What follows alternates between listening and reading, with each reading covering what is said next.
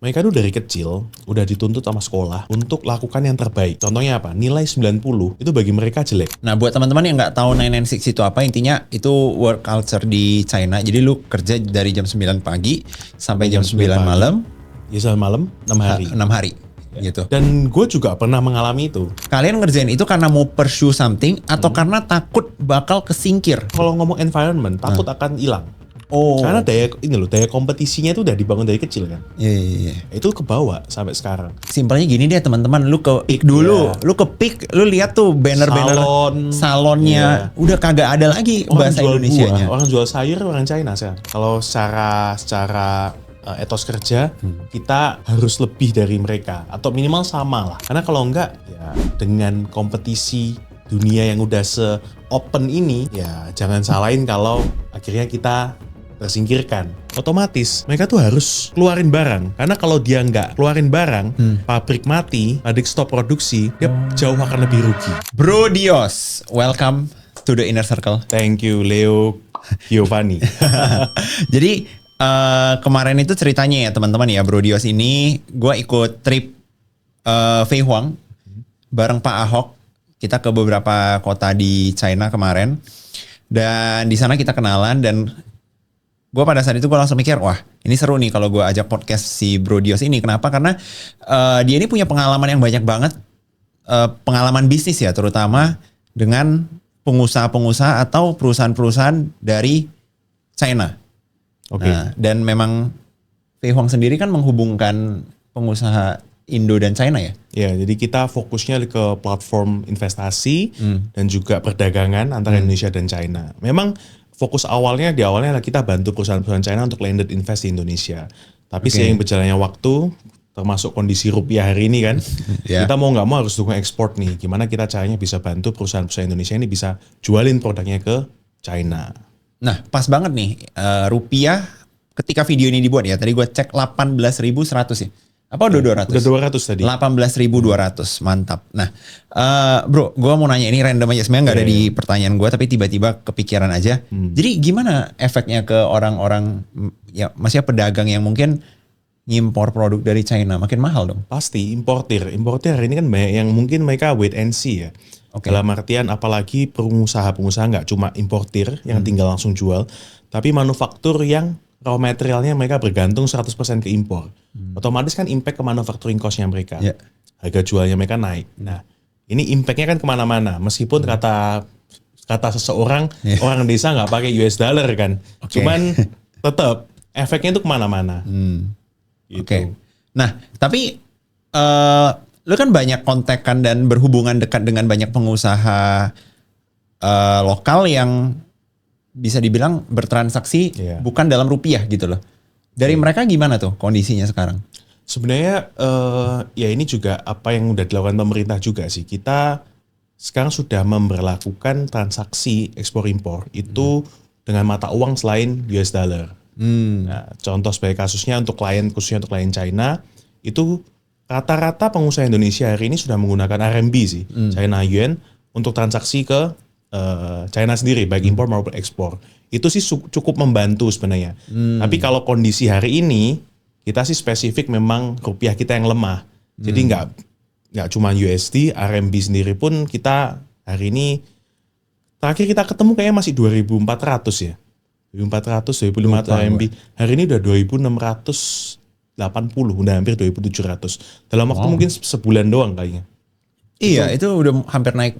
Udah mau 10%. Udah mau 10%. Nah itu secara nggak langsung para importir ya hari ini. Apalagi yang punya utang di ini ya, utangnya dalam USD atau USD, China Yuan, iya. Wow. Oke. Nah tapi ya kita doakan yang terbaik aja. Toh kita di sini itu sebagai pengusaha ya kita bisa ya berusaha aja ya. Iya. Namanya pengusaha yang hari usaha ini aja sih lah. mungkin survive mode lah. Kita at least survive mode. Oke. Berarti rata-rata banyak pengusaha impor yang lo lihat itu sekarang lagi di tahap survive mode. Pastinya. Oke, berarti bukan cuman ini ya, bukan cuman biasanya yang gue baca di thread nih, ini kan thread lagi naik banget. Gue baca di thread itu kayak yang survival mode itu rata-rata yang UMKM bahasanya. Tapi ternyata importir besar itu juga banyak yang survive mode. Pastinya, karena apalagi tadi gue bilang nggak cuman importir besar ya, tapi manufaktur yang mungkin let's say manufaktur garment, baju, itu salah satu klien kita juga, mereka terdampak terhadap kondisi hari ini itu karena 70% mereka import dari India dan 30%-nya mereka import dari China. Yang kebetulan dan mereka hanya bergantung ke 2 supplier. Otomatis mereka nggak pernah menyiapkan yang namanya contingency plan untuk menyiapkan atau memberdayakan raw material lokal. Otomatis ketika ada kondisi kayak gini, ya mereka nggak bisa apa-apa. Makanya multi supplier itu penting juga sebenarnya. Apalagi untuk multi supplier di lokal, karena begitu ada kondisi kayak gini, ya kita nggak bisa kemana-mana. I see. Oke.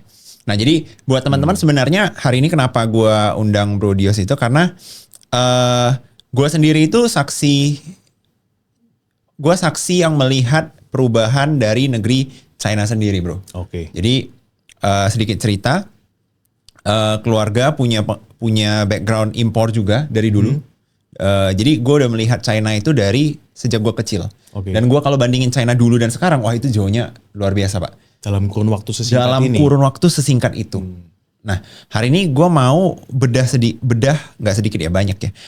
Mindset dari pengusaha-pengusaha, orang-orang yang lu temui selama di China. Kalau nggak salah kuliah di China juga ya? Gue kuliah 4 tahun di China, kerja di sana sebagai profesional 7 tahun, jadi lebih dari hampir 11 tahun lah di China. Oke, berarti banyak berinteraksi dengan orang-orang di China.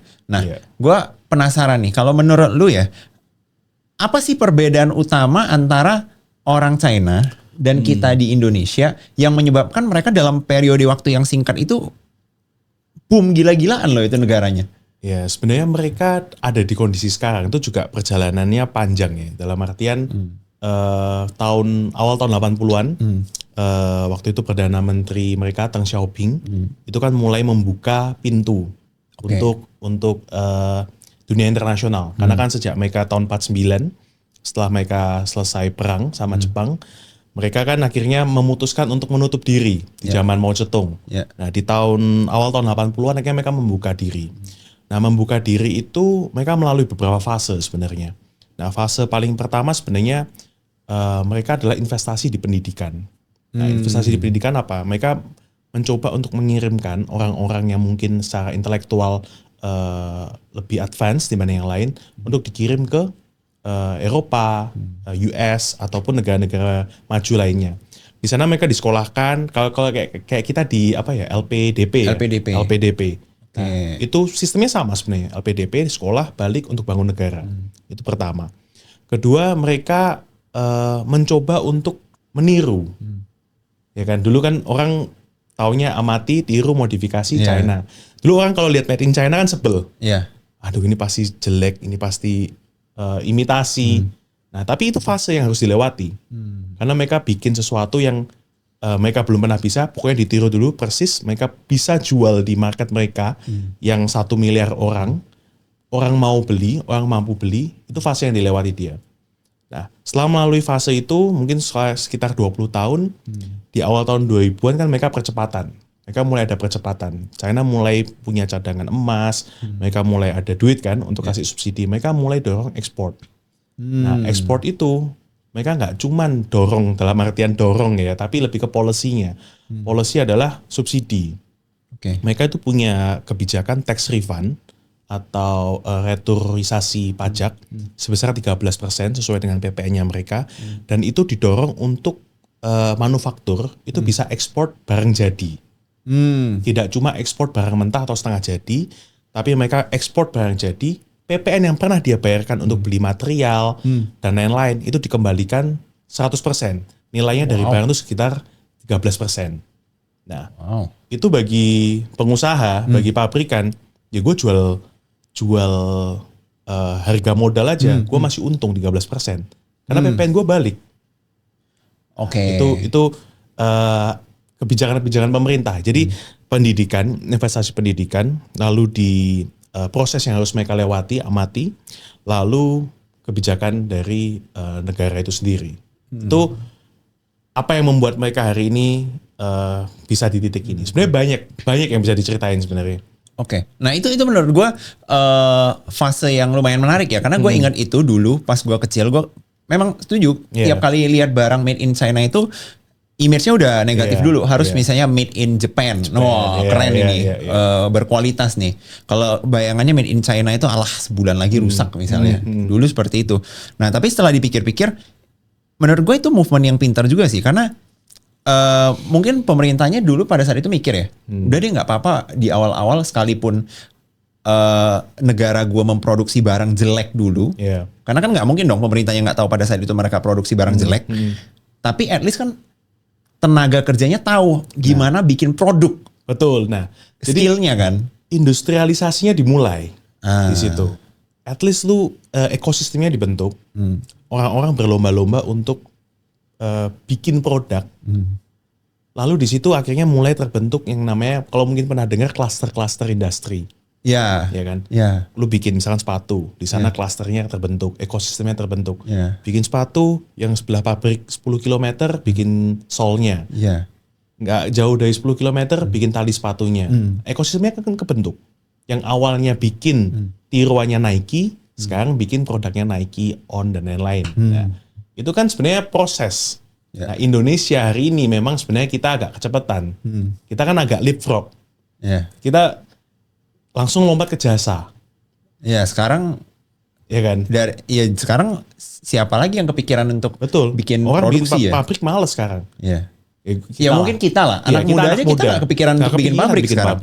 Kenapa? Karena ya hidupin orang, pelihara mesin, nggak ada kebijakan yang mensupport. Ya pasti kan orang pasti akan mikir 2 kali.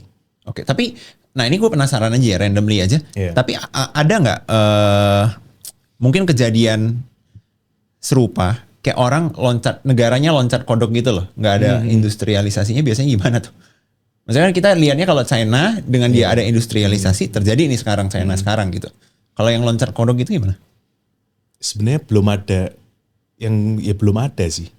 Hanya ini kita semua negara akan ada di fase ini. Oke. Semua negara yang nggak siap dengan industrialisasi, dia akan melewati fase kayak Indonesia hari ini. Nah, apa yang harus dilakukan? Ya Indonesia harus industrialisasi. Nggak ada pilihan. Makanya kenapa sebenarnya pemerintah sendiri juga punya kebijakan kan kayak hilirisasi dan sebagainya, itu sebenarnya adalah suatu kebijakan yang tepat sih. Jadi karena hilirisasi sendiri adalah lu nggak cuma jual barang mentah lagi, lu harus proses barang lu supaya value-nya lebih tinggi, lu jual ke luar harganya lebih tinggi, GDP lu naik. Dan semua prosesnya yang ada di dalam negeri itu kan beneficial untuk semua orang yang semua negara. Daripada misalnya nih, misalnya lu produksi apa deh? Batu bara deh. Iya, langsung keluarin. Iya, langsung keluar. Selesai.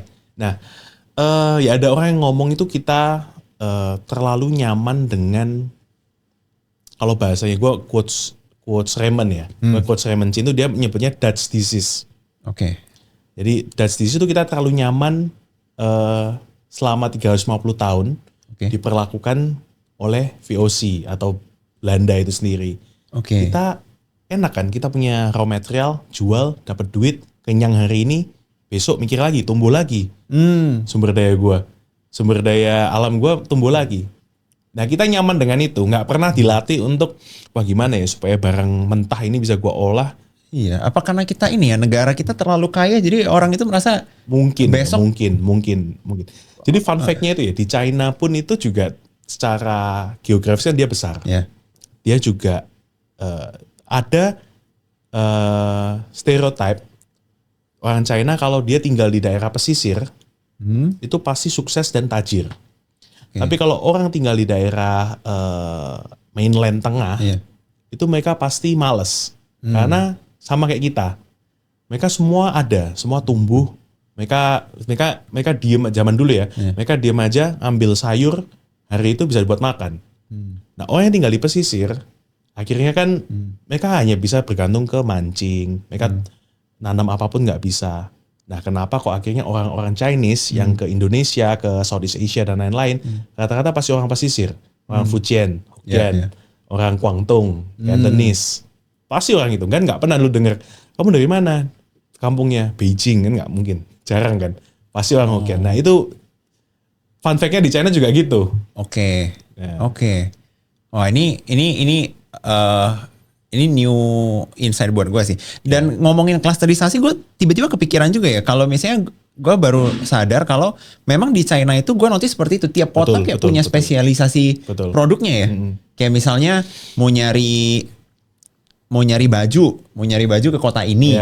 Mau nyari mainan di kota ini. Mau nyari alat berat otomotif di kota yang terpisah lagi gitu ya. Bahkan kemarin kalau nggak salah di Feihuang juga cerita kota mana ya kemarin yang kita visit yang di kota itu mau nyari part apapun itu cuman kayak 20 minutes away lu udah bisa pabriknya udah pasti bisa. Chongqing kan kita ke Chongqing. Chongqing itu kan juga salah satu klaster otomotif.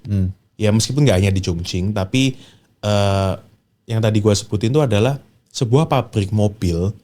Mereka untuk spare part-nya, lalu untuk engine-nya dan lain-lain itu semua di set up dalam satu cluster industri. Jadi mungkin radius 20 km lah. Ya kurang lebih mah, more or less. Cuman poinnya adalah sebuah industri, manufaktur apapun, itu oleh pemerintah mungkin sejak 20 atau 30 tahun yang lalu itu sudah di planning. Jadi mereka nggak hanya bikin pabrik sendiri-sendiri, tapi semua itu dibimbing oleh pemerintah dan ditempatkan di tempat yang seharusnya. Agar apa? Agar memudahkan efisiensi manufaktur. Ya, lu bikin sepatu tadi gua contohnya. Lu mau bikin tali sepatunya, lu harus import dari Papua misalkan. Lu harus import dari Medan. Nah, otomatis kan secara biaya logistik, biaya manpower kan naik. Nah, itu yang nggak dimau oleh China. Kenapa mereka planning itu dari awal. Nah, kalau kita di Indonesia kan mungkin pabrik sepatu bisa kepencar-pencar di mana-mana aja kan. Dan belum tentu di satu kawasan industri. Bisa tiba-tiba di tengah jalan, di dalam kampung. Nah, itu yang harusnya ditata. Bisa tiba-tiba di sebelah klaster rumah ada yang pabrik juga tiba-tiba ada pabrik gitu loh. Kayak apa sih ini? Sering kan gitu. Nah, soalnya gue tinggal di Tangerang ya, dan polusinya agak tinggi tuh. Itu mobil-mobilan nggak mungkin produksi polusinya bisa sebanyak itu gitu loh. Di Serpong kan ada banyak kan kayak perumahan elit tiba-tiba di tengahnya ada pabrik apa, polusi. Iya, gimana ceritanya polusi Gading Serpong bisa setinggi itu? Kalau maksudnya bisa menang dari Jakarta kan nggak masuk akal dong. Masuk akal, iya. Pasti karena industrinya. Oke. Nah, sekarang gue penasaran nih. Tadi kan kita udah ngomongin dari orangnya in general ya. Tapi kalau kita ngomongin pengusahanya deh, pengusaha Indonesia. Ini Indonesia ini include ya teman-teman ya, mau yang Cindo, mau yang Indonesia yang WNI lah, WNI, yang penting Indonesia, warga negara Indonesia. Dengan yang mainland China, apa sih kayak perbedaan utama dari segi etos kerjanya mungkin, mindsetnya? Oke. Kembali ke menurut gue ini ya, kembali ke pendidikan itu tadi. Karena gue ambil contoh sendiri, ya siapapun orang China yang gue kenal, sejak mungkin kelahiran tahun 80 90-an sampai hari ini, ponakan gue kan juga di sana. Ponakan gue juga sekolah di sana. Mereka tuh dari kecil udah dituntut sama sekolah untuk lakukan yang terbaik. Contohnya apa? Nilai 90 itu bagi mereka jelek. Nah, nilai harus berapa? Harus 95, 96. Akhirnya, nah itu kan terjadi sejak awal tahun 2000 sampai sekarang. Orang tua yang zaman sekarang kan mungkin udah seusia kita kan, Nah mereka kan merasakan hal itu juga. Akhirnya gengsi kan orang tua. Orang tua itu juga punya gengsi. Kalau anaknya nilainya 80, dimarahin. Anaknya harus nilai 95. Nah itu poin pertama. Yang dimarahin anaknya? Anaknya. Wah, kalau kita di sini yang dimarahin gurunya. Iya, bener kan? Itu yang beda. Kita mungkin nilai 70, 60 udah oke lah, yang penting lulus kan. Nah, tapi kalau di China sendiri, pressure terhadap anak itu tinggi.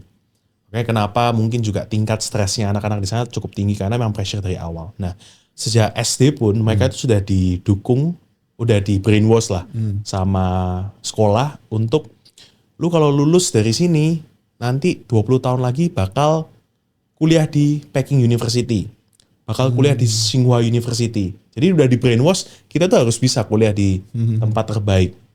Kita nggak boleh cuman setengah-setengah. Kedua sistem pendidikannya. Sistem pendidikannya itu orang yang bisa masuk ke SMA itu di kuota, ada kuotanya, dibatasin. Wow.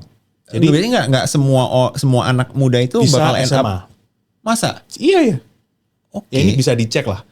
Tapi ini gue tanya semua orang kayak gitu. Oke. Dan faktanya juga ponakan gue juga kan. Iya, iya, iya. Jadi kalau UNAS SMP kamu nggak lulus, otomatis kamu nggak bisa masuk ke SMA. Oke. Pilihannya apa? SMK.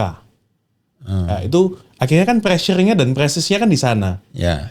Kedua, UNAS SMA, lu nggak lulus, lu nggak bisa kuliah. Atau lu cuma bisa kuliah di universitas swasta. Karena di sana yang jadi gengsi itu universitas negeri, bukan swasta. Lu hanya bisa, jadi stereotipnya lu kalau kuliah di universitas swasta di China, berarti lu intelektual lu kurang nggak sebagus yang lain. Nah, Oke. sistemnya kan kebentuk. Akhirnya pressure kebentuk. Nah, dari yang gua perhatiin dari sistem pendidikan mereka, itu yang membuat mereka punya daya fokusnya tuh sangat tinggi. Daya fokus sangat tinggi, daya juang fighting spiritnya tinggi, otomatis etos kerjanya juga lebih tinggi dibanding sama mungkin ya orang di negara lain.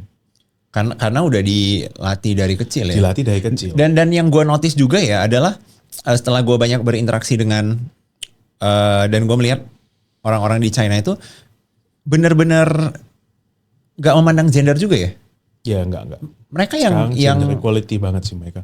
yang wanitanya itu benar juga kerjanya benar-benar gila-gilaan Iya. ngalahin cowok loh. Iya. Mungkin ini ya kalau di sini itu pemikirannya masih yang kayak mungkin ada beberapa ya yang mikirnya ya udahlah kalau anak cewek ngapain sih Iya. kuliah tinggi-tinggi ntar juga ngurus rumah, ngurus suami. Sedangkan di sana wah malah yang ceweknya ngalahin cowok Sana gitu. Semua sama sih, equal. Iya. Jadi itu tadi bicara pendidikan ya.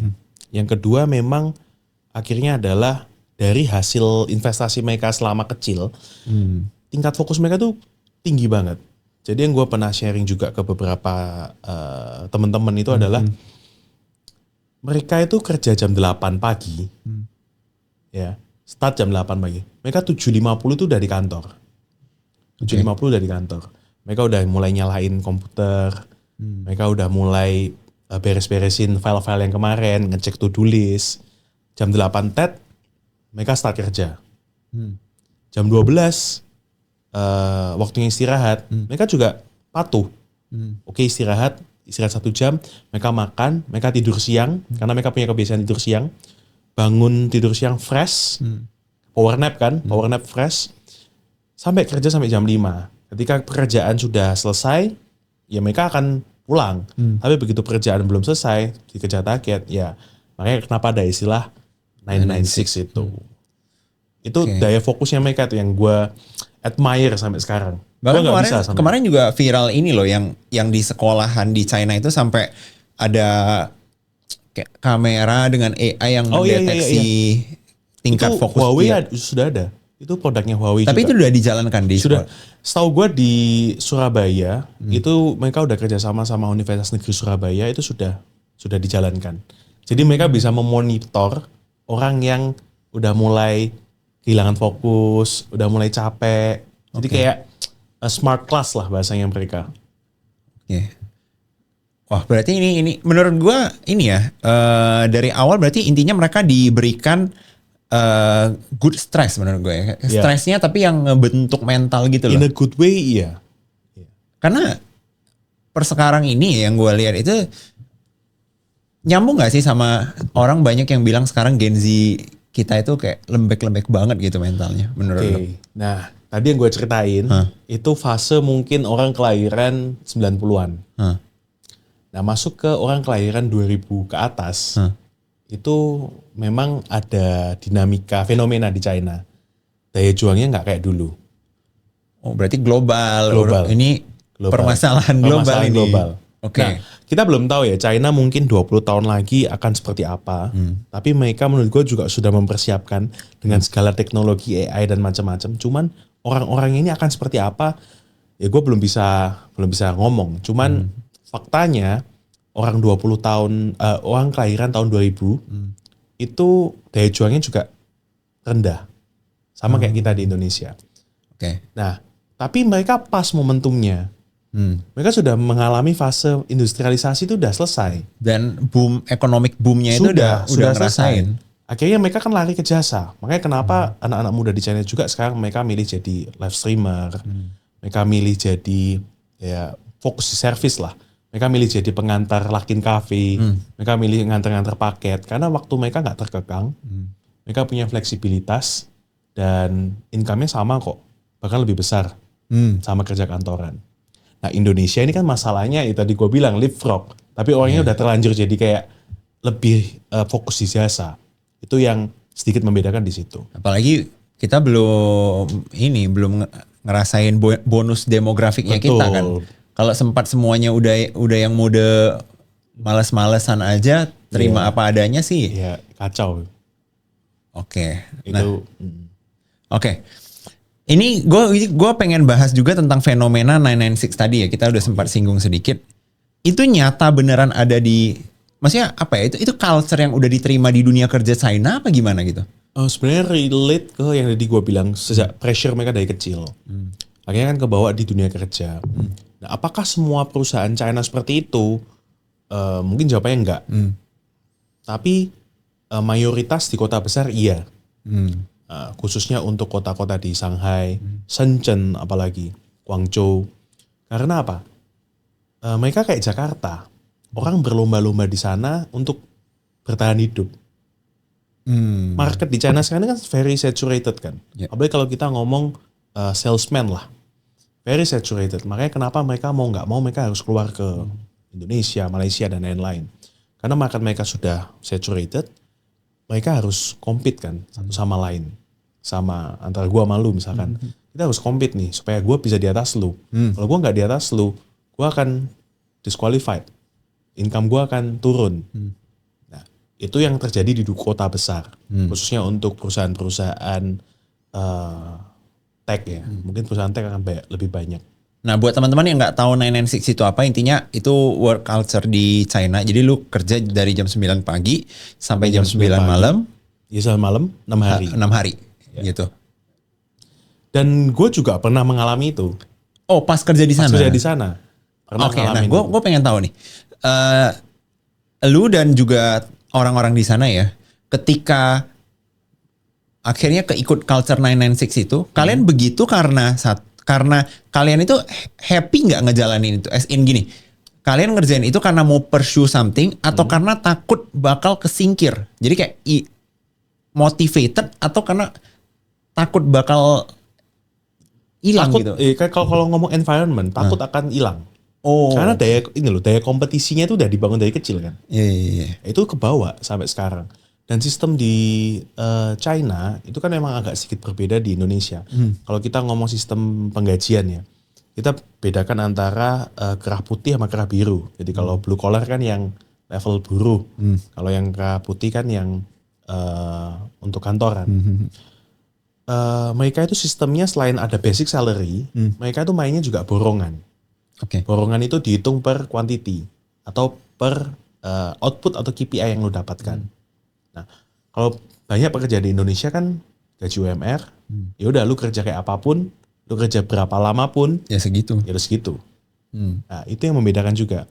Otomatis kan, ya gue kerja keras, gue pulang jam 9, gue paling cuma dapat lembur sejam, misal berapa puluh ribu, yang mending gue pulang jam 5. Tapi kalau di China, gue kerja jam 9, supaya gue dapat order ini, yang income-nya nanti bisa masuk ke gue, bonusannya.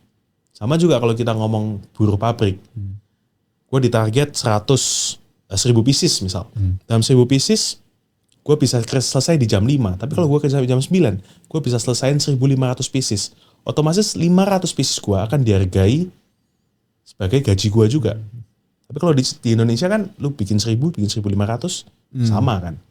Itu akhirnya yang jadi culture 996 ini sebenarnya banyak faktornya. Bisa mulai dari pendidikan yang udah dibentuk dari awal, sama sistem penggajian, termasuk environment mereka yang untuk daya saing atau kompetisi itu. Oke.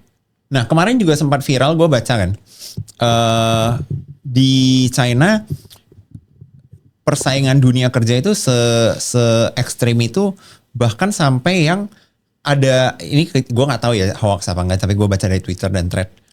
Intinya dia itu kayak lagi sakit tengah malam masih di chat sampai akhirnya mohon maaf nih, ini orangnya meninggal gitu ya. Yang di chat ini meninggal dan si perusahaan kan nggak tahu kan nih orang udah meninggal gitu loh. Masih tetap di chat sampai akhirnya yang balesin itu istrinya. Emang bener se ekstrim itu gitu loh. Kayak yang sampai tengah malam mati-matian ngebalesin begitu. Ada sih, memang ada. Karena mungkin rata-rata yang salesman ya. Salesman, karena mereka basic salary mereka tuh sebenarnya rendah. Kalau mereka hidup dari basic salary doang, ya mereka nggak hidup. Jadi mereka harus rely on order, output, KPI, supaya mereka tuh tetap survive. Nah, ditambah juga di kota gede. Makanya tadi gua ngomong kasus 996 ini, menurut gua cuman relate untuk kota besar. Kota besar itu tadi Shanghai, Shenzhen, Beijing, Guangzhou. Nah, tapi kan yang di framing oleh orang luar, China itu ya secara keseluruhan kan. Jadi hal itu sih ada pastinya, tentunya ada. Cuman kalau yang berita sampai meninggal, gua nggak ngerti juga sih. Cuman intinya poin dari 996 itu adalah terjadi karena lu harus survive. Kalau lu nggak survive, ya lu akan hilang. Gitu. Nah, berarti kan dari obrolan kita nih bro, kita lumayan setuju lah ya kalau apa ya, keinginan kerja keras, etos kerja in general orang-orang China itu lebih tinggi lah. Nah, jadi gimana kita mau bersaing nih bro? Kalau menurut lo? Maksudnya kan bahkan mereka economic boomnya aja udah lewat gitu dan mereka masih bekerja sekeras itu. Kalau kita gimana nih? Gini, kan kita mungkin dengan kan fenomenanya kan hari ini banyak orang China atau perusahaan China masuk ke Indonesia kan. Banyak banget bro. Mulai dari giant company sampai di level paling bawah. Ya simpelnya gini deh teman-teman, lu ke peak dulu, lu ke peak, lu lihat tuh banner-banner salonnya udah kagak ada lagi orang bahasa Indonesianya. Orang jual sayur orang China sekarang di pasar. Bahkan sampai ini jual beli rumah. Oh iya. Full pakai bahasa Mandarin. Gua sendiri aja nih Cindo begini kagak tahu cara bacanya, ini orang ngomong apa ini. Tapi gua tahu lah dia properti gitu. Intinya kayak ayo yang mau orang China yang mau beli rumah atau mau sewa lewat gua orang China juga gitu misalnya. Nah, itu gimana tuh, bro? Ya itu tadi. Kita kan mungkin akan merasa di sisi negatifnya dulu kita akan merasa tersaingi kan. Tapi kan sebenarnya saya nggak langsung itu kan apa ya?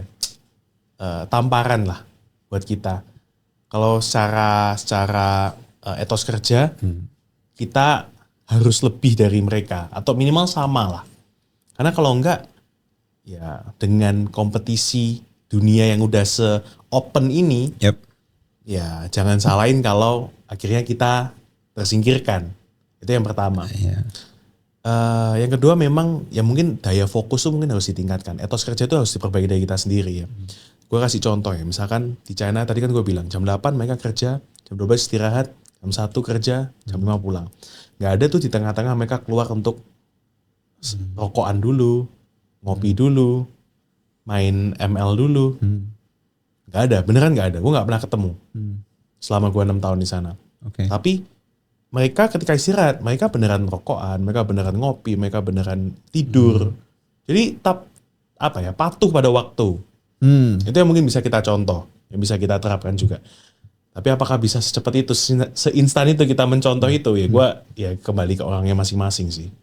Iya dan ini sesuatu hal yang gue notice memang terjadi. Jadi pada saat itu ada momennya gue ke China dan karena kita mau ngimport produk ya dari salah satu tenan di sana ya. Jadi kita itu kita kan berarti customer nih.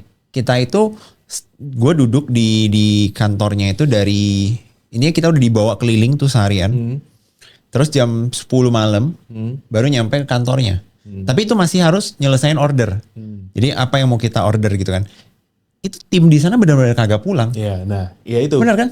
Itu tadi mau gue tambahin adalah yang beda dari mereka adalah lu ngajak dia ketemu kapanpun, jam berapapun, dimanapun, asal ada duitnya, asal bisa jadi duit, Ya. pasti dijabanin.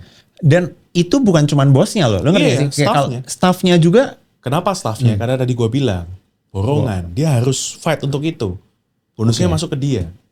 Oke. Nah mungkin mungkin ya untuk bos-bos di Indonesia, makanya mungkin bisa mulai bikin terapkan model sistem reward lah untuk salesman ini supaya lebih ter-encourage untuk mau mati ya kebanyakan gitu. Yes. Nah, tapi ya harapannya juga gini lah, karena gue pernah kejadian ini gue nggak mau menggeneralisasi, cuman gue pernah ada pengalaman nih. Gue dulu ada supir, dia punya satu kebiasaan ini gini bro. Kalau misalnya minggunya kita minta lembur, Seninnya dia nggak akan masuk bro. Oh, tuker hari. Karena mikirnya itu, gue kan udah dibayar. Karena kan kalau lembur minggu itu kan double. Dia bakal nggak masuk 2 hari bro. Dan itu selalu kejadian. Jadi kalau kita minta dia masuk minggu, Senin Selasa nggak bakal masuk bro. Karena dia mikirnya ngapain gue masuk Senin Selasa, orang gue udah dapat duitnya di hari Minggu itu sehari. Nah itu, jadi jangan begitu ya teman-teman ya. Itu PR juga sih kita. PR SDM kita di situ memang. Oke, nah pertanyaan gue nih, kalau menurut lu ada nggak cara memperbaiki ini versi lu ya dari pengalaman lu mungkin banyak berinteraksi dengan orang-orang China walaupun mereka nggak melewati fase seperti itu ya, tapi ada nggak solusinya? Karena kan nggak mungkin dong SDM kita dimundurin lagi ke TK ke SD suruh belajar lagi dong. Makanya itu mungkin adalah meningkatkan sense of belonging. Gue ngomong secara keseluruhan ya, baik karyawan kantor maupun buruh, meningkatkan sense of belonging mereka. Jadi ketika bos atau owner, pengusaha minta, misalkan driver lu tadi, lu minta dia lembur hari Minggu, itu ada dampaknya lo buat dia. Bahkan 2 kali lipat, bahkan 3 kali lipat. Jadi satu reward, achievement, kedua ya meningkatkan sense of belonging itu sendiri. Itu yang mungkin perlu ditingkatkan. Tapi gue sebenarnya bukan pakar HR, human capital, tapi memang apa yang dirasakan oleh pengusaha pekerja-pekerja di China itu adalah mereka tuh mau mau mati untuk perusahaan, kasarannya gitu ya. Karena apa ya? Karena mereka dapat reward, mereka dapat achievement dari owner, pengusaha.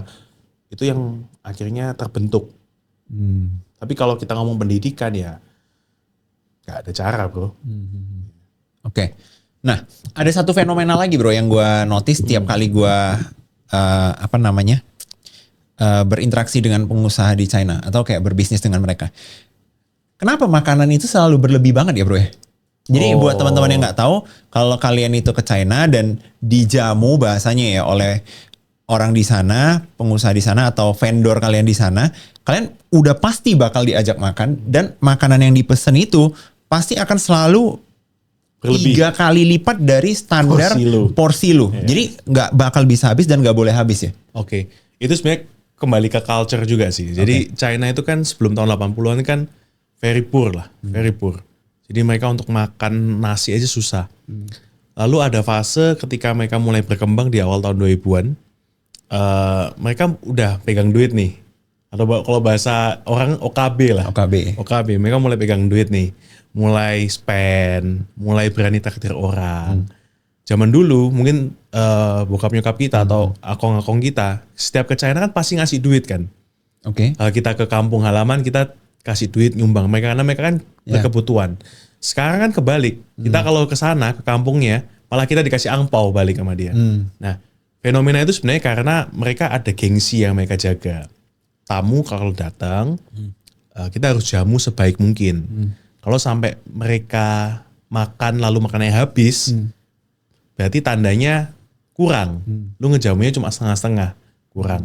Lu harus ngejamu dia sampai berlebih-lebih supaya lu kekenyangan dan lu akan merasa wah dihargai nih. Gue dikasih yang terbaik semuanya buat tamu. Nah, itu kebawa sampai di dunia bisnis bahkan sampai hari ini. Cuman sejak gue lupa berapa tahun yang lalu pemerintah Xi Jinping, pemerintah presiden China yang sekarang, mereka punya campaign. Jadi social campaign mereka adalah udah stop food waste. Oh. Jadi mereka dulu mau bungkus makanan itu haram, gengsi bro. Oke. Jadi dulu mereka untuk bungkus makanan, makanan sisa itu gengsi. Sekarang mereka udah karena campaign dari pemerintah udah mulai lumrah lah untuk bungkus makanan di restoran. Dulu sih bener-bener dibuang. Nah, ini gue ada satu fenomena lagi sih. Tapi ini di Indonesia yang gue pengen bahas karena gue kan banyak main di TikTok ya bro, dan banyak main di TikTok Shop. Salah satu hal yang lagi lumayan panas nih di kalangan pengusaha Indonesia itu adalah kita nggak bisa bersaing harga nih sama produk-produk yang dari China gitu loh. Kalau menurut lu, satu, kenapa ini bisa kejadian? Dan dua, gimana cara kita bisa menang lah at least gitu loh. Maksudnya kan kita pengusaha lokal, bagaimana kita bisa menang dari mereka, sedangkan bisa jadi mereka kadang jual barang itu harganya lebih rendah daripada modal kita sendiri. Oke, gue jelasinnya mungkin dari sisi China-nya dulu ya. Dari sisi China mungkin tadi yang gue sempat jelasin juga bahwa peran pemerintah itu sangat kencang. Satu, cluster industri. Tadi kan sudah gue jelasin. Dari situ otomatis biaya logistik mereka, biaya manpower mereka untuk mendapatkan spare part atau bahan-bahan pendukung untuk produknya itu pasti jauh lebih murah. Lalu yang kedua, logistiknya mereka dengan infrastruktur yang hari ini, itu kan sudah sangat, lu kemana-mana kan by tol, by kereta, udah se-convenience itu kan di China. Otomatis kan biaya logistik murah. Ketiga, kebijakan dari pemerintah mengenai returisasi pajak itu tadi. Jadi sebagai contoh ya, misalkan lu bikin satu produk modalnya 10.000 modal material, otomatis lu harus bayar pajak 13%, berarti kan senilai 11.300. Kan? 1.300 kan sebagai pajak. Lalu lu tambah biaya jasa, biaya manufacturing dan lain-lain, lu jual let's say 15-20 ribu. Sisa 1.300 PPN yang selama ini lu bayarkan, itu lu bisa refund. Otomatis kan lu udah dapat income dari sana. Ya kan? Terus yang keempat adalah perihal bagaimana mereka ini penetrasi ke pasar. Penetrasi ke pasar. Jadi China hari ini tuh market sudah sangat saturated. Di lokal sendiri mereka itu udah oversupply. Otomatis mereka tuh harus keluarin barang. Karena kalau dia nggak keluarin barang, pabrik mati, pabrik stop produksi, dia jauh akan lebih rugi. Ini fenomena hari ini ya. Kenapa kok makin murah? Berarti kenyataannya begitu. Kenyataannya begitu. Mereka udah punya pabrik nih, udah sempat punya pabrik. Mereka punya manpower. Tapi mau jual ke orang di sana udah muntah. Udah muntah. Berarti barang ini harus dibuang somewhere dong. Nah, berarti ini masuk akal dong, bro. Kalau misalnya logikanya itu begini, daripada bisa jadi mereka lebih rugi kalau stop produksi ketimbang jual keluar dengan harga modal mepet modal atau bahkan rugi dikit. Rugi, betul. Oh gitu? Betul. Kondisi faktanya kayak gitu. Gue kan dulu juga kerja di manufaktur kan. Ya kayak gitu kondisinya. Karena kalau lu diem, lu stop produksi, depresiasi mesin lu kan jalan. Depresiasi mesin. Kedua, lu kan nggak mungkin merumahkan orang kan. Karyawan lu harus gaji. Ketiga, ya manufacturing cost itu kan akan jalan terus. Listrik, mesin dan lain-lain lah, gas. Otomatis kalau lu stop, ya orang-orang mau makan apa yang di kantor lu? Nggak di pabrik lu. Jadi ini kondisi sekarang. Kenapa akhirnya mereka berbondong-bondong keluar dengan segala cara, baik yang cara legal maupun nggak legal ya, dan di seluruh dunia karena ya memang harus. Berarti bukan cuma di PIK doang ya guys. Ini global nih. Global. Lu sekarang di belahan dunia manapun lah, di Brasil, di Angola, di South Africa, mereka penetrasinya luar biasa. Baik yang G2G atau B2B. Oke. Nah, gue penasaran nih bro. Jadi mereka yang akhirnya banyak yang pindah ini, itu rata-rata yang pindah itu sebagai apanya nih? Mereka bukan pindah sih, mereka pasti akan lihat skala produknya ya. Oke. Kalau skala produknya kecil, dia pasti akan hanya jualan. Jadi dia mengekspor barang dia dari China ke Indonesia, lalu Indonesia import, dia akan jualin, distribusin barangnya dia.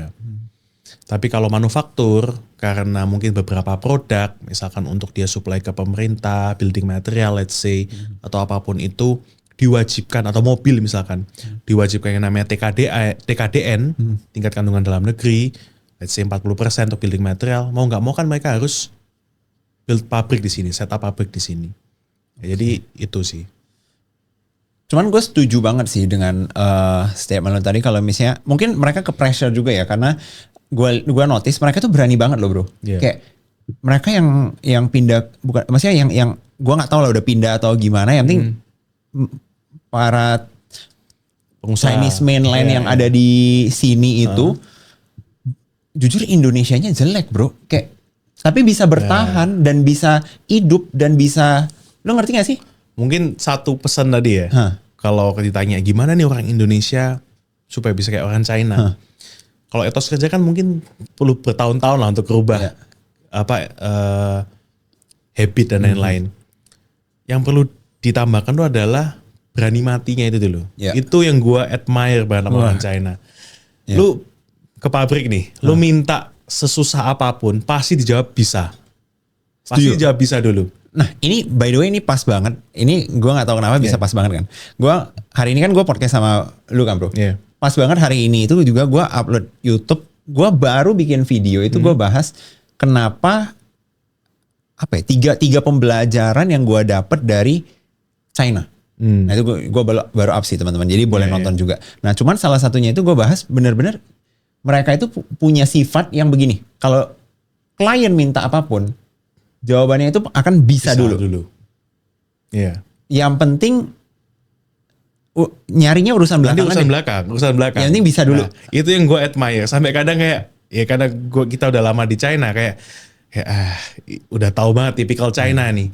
Makanya kita kejar. Tapi kalau orang awam pasti ya itu pesannya juga jangan tergiur ya sama manufaktur pabrikan China. Harus benar-benar cek dulu, due diligence dulu, background check dulu, kemampuan kapasitas produksinya dia seperti apa, baru kita order. Tapi hebatnya China, mereka bahkan belum mulai research-nya. Tapi kita minta apa, diiyakan dulu. Mereka efektif bro. Meeting hari ini, mereka bikin sampel, besok jadi, dikirim dulu. Gak sempurna gak apa-apa. Ada misalnya kita komplain mana ini gimana jelek gini feedback kan, mereka perbaiki. Tapi at least kan progress mereka tuh mereka jalanin dulu.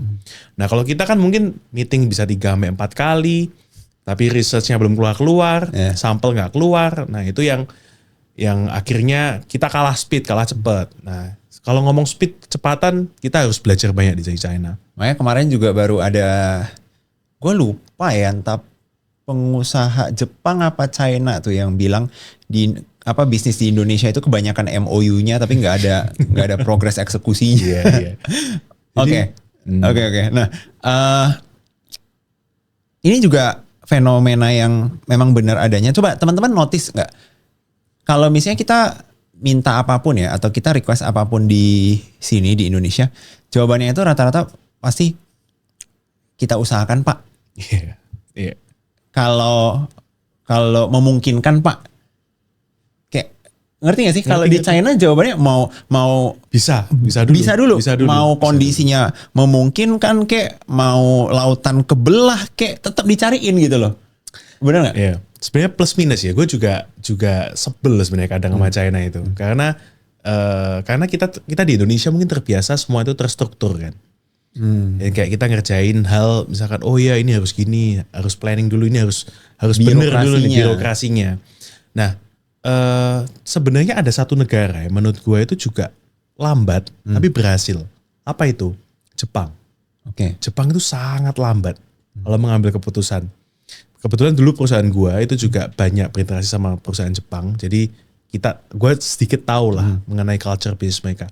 Ngomongin kontrak kalau sama mereka atau ngomongin spek detail itu panjang banget and very detail. Itu kehebatannya Jepang.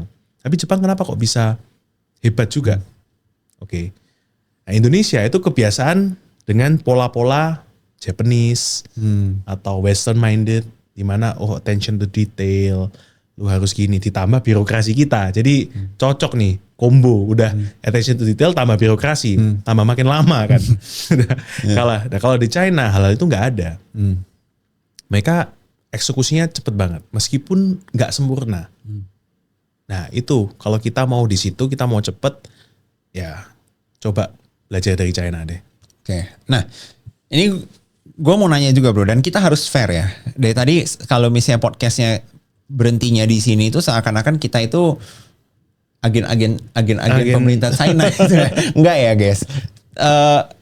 Itu kan tadi kita udah ngomong baik-baiknya nih. Iya.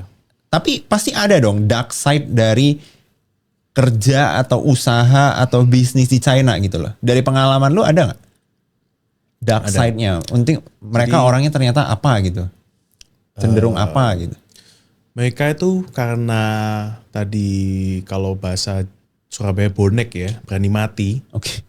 Itu akhirnya mereka menghalalkan segala cara.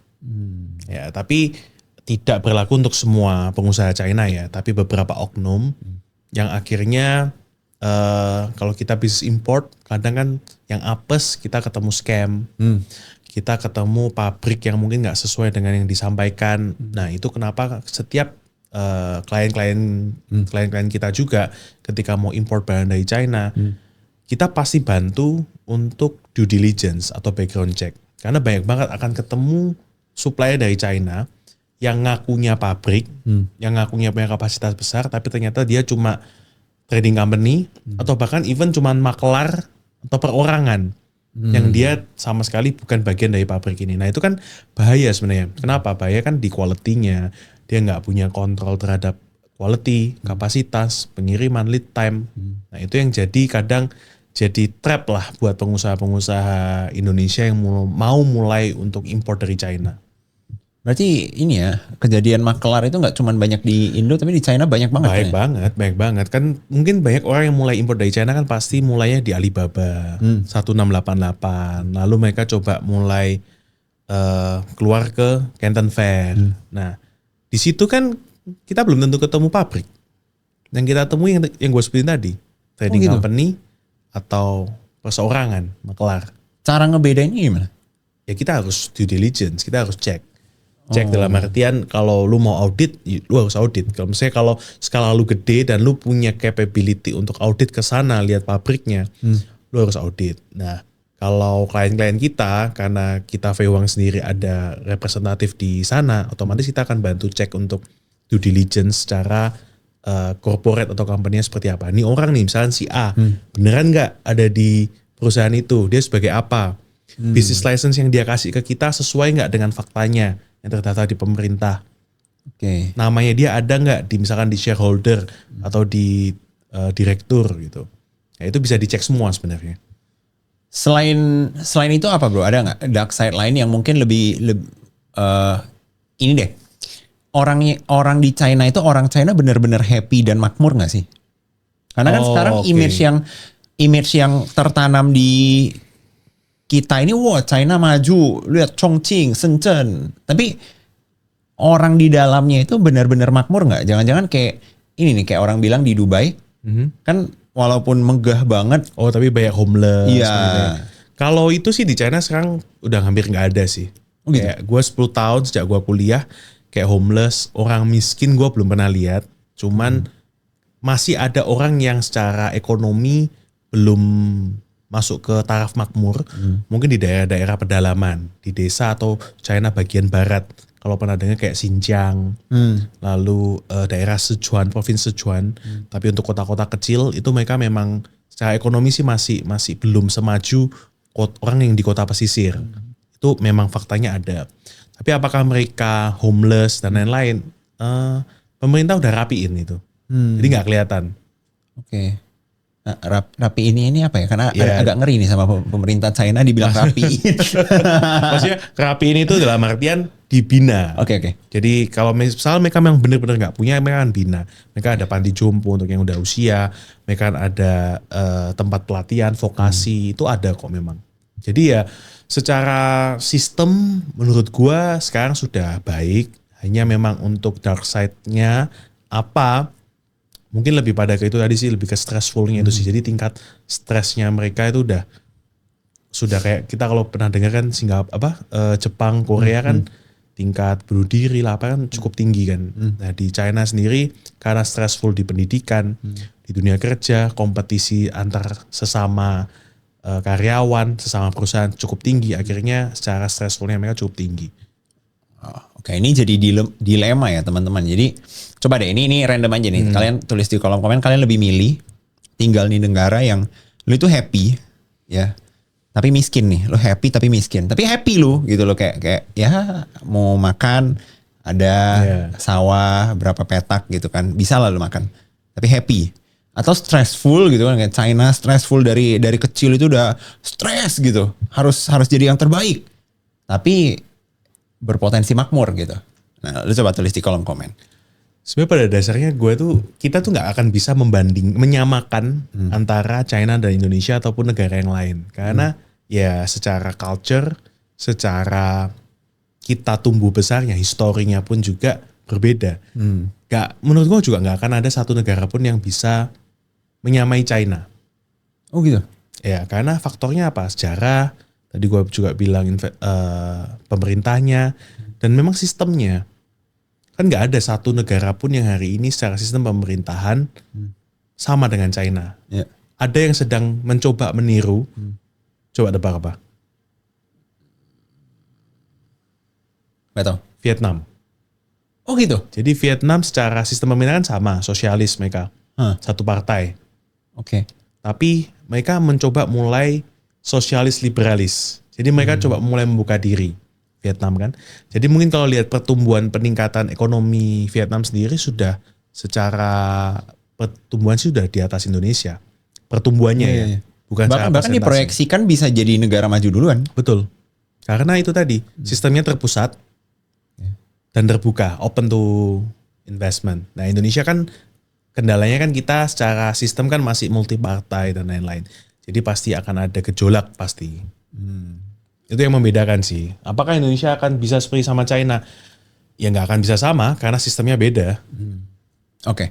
Nah, ini gue mau bahas sedikit juga soal Fei Huang ya. Oke. Karena kemarin itu pas gue ikut tripnya itu dijelasin kalau you guys nggak cuman bantu produk itu masuk ke Indonesia, di mana itu standar kerjasama dengan pengusaha atau perusahaan China yang kita tahu gitu loh. Karena di bayangan gue atau banyak teman-teman di sini, lu kalau kerja sama perusahaan di China, udah pasti lu yang beli produk dari China. Iya. Udah nggak, jarang lah kita dengar kita yang ekspor gitu ke China. Tapi ternyata dari obrolan kita kemarin, gue jadi baru tahu loh kalau misalnya ternyata di Indonesia banyak kesempatan untuk ekspor ke China juga.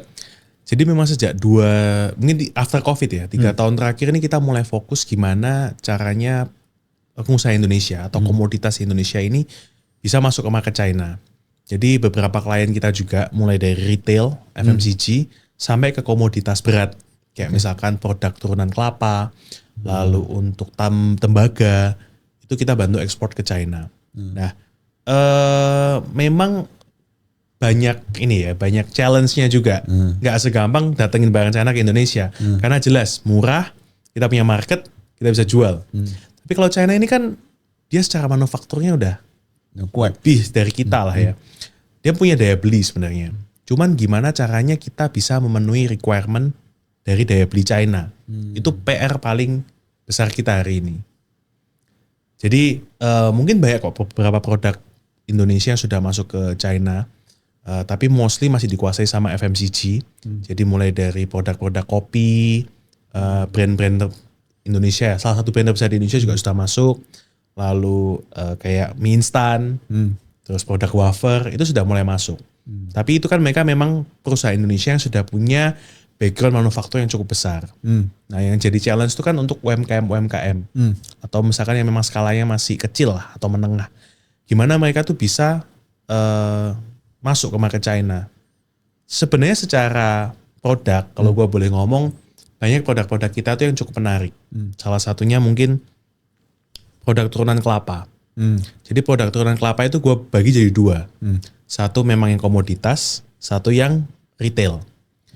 Kalau yang retail itu contohnya seperti coconut water, coconut milk, lalu ada coconut chips, coconut coffee. Luckin Coffee kan juga punya coconut coffee. Nah, itu kan sebenarnya kita mampu lah harusnya. Kita bikin finish good-nya, kita olah dengan packaging yang bagus, kita ekspor ke China. Itu sebenarnya kita mampu kan harusnya. Dan China punya daya beli itu.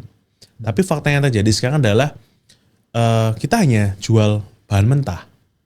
Produksi manufaktur minumannya akhirnya tetap di China. Mereka akan tetap olah sendiri karena manufacturing cost-nya lebih murah. Makanya di sana tinggi. Itu yang pertama, retail. Yang kedua tentang produk komoditas turunan kelapa. Komoditas turunan kelapa sendiri banyak kan. Dari sebuah buah kelapa, cangkang batok kelapa itu bisa jadi macam-macam, bro. Batok kelapanya bisa jadi kokopit, serabut kelapa bisa jadi kokopit, bisa jadi coco fiber. Lalu yang gua kerjain sendiri itu adalah batok kelapa, kita bakar, kita cacah jadi kecil-kecil, lalu kita kirim ke China sebagai material dari karbon aktif untuk materialnya filter air. Nah pertanyaannya, kenapa kita nggak bikin filter airnya? Atau kenapa at least kita nggak bikin karbon aktifnya di Indonesia? Nah, itu belum ada yang ngerjain di Indonesia karena kita nyaman itu tadi. Kita nyaman dengan kita jual aja barang setengah jadi. Ya, ini yang gue lakuin juga sih. Karena kan dengan keterbatasan capital yang mesti ratusan M lah, bahkan triliunan. Tapi secara manufaktur itu harusnya kita juga membantu menarik investasi dari China untuk Indonesia. Gimana dia bisa bantu hilirisasi itu, kita jual ke China-nya bisa value-nya lebih tinggi. Kalau retail itu tadi memang tantangan kita di manufacturing cost paling besar. Kita belum bisa compete di sana. Masih berat lah. Nah, itu kalau misalnya ekspor kan seperti itu nih. Gue juga mau sedikit bahas soal impor. Karena gue yakin banyak teman-teman di sini yang mungkin juga sedikit banyaknya ada berhubungan lah dengan impor produk dari China ini ya. Sekarang ini kalau misalnya mau ngimpor produk dari China itu masih semudah dulu gak sih bro? Karena yang gue lihat itu kayaknya dulu gampang gitu. Kayak yang penting lu tahu ada produk, lu masukin, jual bisa. Ya kita ngomong legalnya dulu ya. Cara legalnya kan yang pasti kita harus punya perusahaan satu. Lalu secara KBLI-nya juga jelas kita perdagangan besar. Dan yang ketiga adalah kita punya izin impor atau kuota impor. Nah banyak kan memang mungkin pengusaha-pengusaha di Indonesia ini terhalang di kuota impor ini. Atau bahkan yang mungkin level home industry pun bahkan mereka belum punya entitas PT atau apapun itu kan. Akhirnya mereka melalui pihak ketiga. Pihak ketiga adalah si importir. Nah otomatis dari importir pasti akan ada margin itu sendiri kan. Nah itu yang akhirnya memberatkan harga dari si end user atau si pabrik itu sendiri. Nah perihal susah atau mudahnya selama dokumen kita comply, kita legal untuk import, semuanya sih sampai hari ini sih masih pasti aman-aman aja sih. Kecuali kita memang melalui jalur yang nggak sesuai ya pasti akan ada hal-hal yang tidak diinginkan pasti ada lah. I see. Nah ini kita masuk ke sesi akhir dari podcast ini bro. Gue penasaran nih kalau menurut lo sendiri ya, masa depan dari hubungan perdagangan Indonesia dan China itu kira-kira seperti apa? Kayak landscape-nya lah, landscape untuk pengusaha-pengusaha di Indonesia ini bakal seperti apa gitu loh.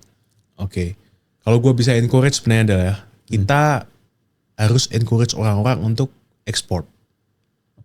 Kenapa? Karena dan ekspornya nggak boleh lagi bahan mentah. Tapi kita harus mulai sebagai wirausaha ya. Sebagai pengusaha kita mulai gimana caranya mikir mengolah barang mentah ini jadi barang yang value-nya lebih tinggi. Agar value yang lebih tinggi ini kita jual, income-nya kita kan bisa dapat lebih tinggi juga. Dan impact-nya terhadap negara pasti secara GDP ekonomi akan naik. Itu pesan dari gua sebenarnya. Banyak produk-produk yang misalnya punya potensi. Tadi gue sebutin kelapa. Kedua itu secara kalau kita ngomong agribisnis ada buah durian bro. Buah durian itu baru bulan akhir tahun kemarin atau mungkin kayak officialnya Januari tahun ini itu baru bisa ekspor ke China. Oh wow. Jadi konsumsi buah durian sendiri di China sebenarnya sangat tinggi kan. Tapi kalau kita lihat di supermarket rata-rata pasti kalau nggak Thailand, Hongkong, Malaysia, Musangking, Blackthorn, lalu Vietnam mulai. Nah Indonesia per akhir tahun kemarin atau awal tahun 2026 itu sudah bisa ekspor buah durian. Tapi dalam bentuk frozen. Atau kupas. Atau sudah tanpa biji. Which is good. Karena value-nya lebih tinggi. Kan kita sudah sedikit olah kan. Itu bagusnya. Nah kenapa kok kita baru bisa sekarang? Karena kita baru bisa comply terhadap sertifikasinya itu sekarang. Tentunya dengan bantuan pemerintah dan juga kedutaan besar di sana ya. Cuman yang mau gue mention adalah gimana kita bisa mikir kayak gitu. Kita nggak cuma mikir ekspor buah duriannya aja, tapi kita bisa olah, kita bisa bikin barang setengah jadi atau finish good, kita jual keluar dengan value yang lebih tinggi. Oke. Pertanyaan terakhir bro. Satu pesan buat teman-teman di sini anak-anak muda ya terutama ya. Bagaimana mungkin dalam 5 sampai 10 tahun ke depan itu mereka bisa ikut serta memaksimalkan potensi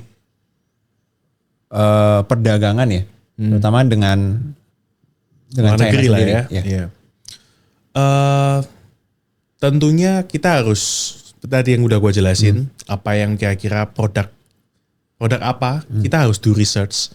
Mungkin di daerah teman-teman produk apa yang mungkin secara sumber daya alamnya luar biasa, kita nggak kekurangan. Gimana kita juga bisa mikir produk-produk itu bisa diolah seperti apa. Lalu ketiga, kalau kita mau jadi produk retail, kita harus mikir secara kreativitas packagingnya seperti apa. Karena tantangannya adalah produk-produk China itu kalau bikin packaging keren-keren bro. Nah, sama keempat adalah gimana caranya secara menemukan buyer ataupun channel bisnis yang sesuai atau tepat. Nah tentunya dengan background check, due diligence yang tadi gue sampein itu. Oke. Gitu. Atau kalau nggak mau pusing, chat Bro Dios aja. Oke. Kapanpun anytime kita mau diskusi, nggak usah bayar deh. Jadi cuma kita diskusi. Barangkali ada produk yang memang gua tertarik, kita tertarik, kita bisa invest, kita bisa bawa ke China, ya why not? Karena produk-produk itu yang sebenarnya masih peluang China gede kok. Marketnya China kan 1,3 miliar. Tinggal kita bisa konsisten nggak? Karena gini, perusahaan China pasti 1 kontainer, 2 kontainer kita oke. Begitu dia sudah suka sama produk kita, dia mau 5 kontainer, 10 kontainer, kita harus siap. Kalau kita nggak siap, dia akan ganti arah. Jadi konsistensi itu yang paling penting. Jadi kualitas nomor 1 pastinya masih bisa kita perjuangkan. Kedua konsistensi, ketiga manufacturing cost, pricing. Manufacturing cost ini kita cari cara lah nanti. Mantap. Buat teman-teman yang udah nonton episode ini sampai akhir, thank you banget. Dan terakhir mungkin jangan lupa ya subscribe ke channel ini kalau kalian mau nonton podcast-podcast dengan tamu sekeren Bro Dios. See you on the next episode.